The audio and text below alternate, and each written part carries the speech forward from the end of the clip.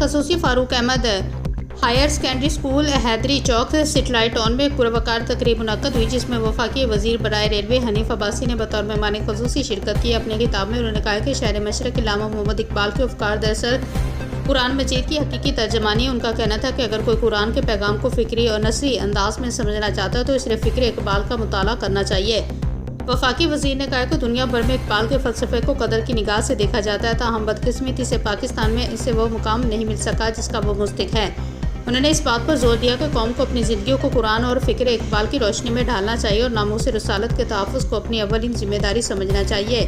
اس موقع پر آل Pakistan private schools management ایسوسی ایشن شمالی پنجاب کے صدر ابرار احمد نے پریس ریلیز کرتے ہوئے کہا کہ نجی تعلیمی اداروں کا مقصد طلباء کو ایسی معیاری تعلیم اور تربیت فراہم کرنا ہے جو انہیں باصلاحیت، باکردار اور ذمہ دار شہری بنائے۔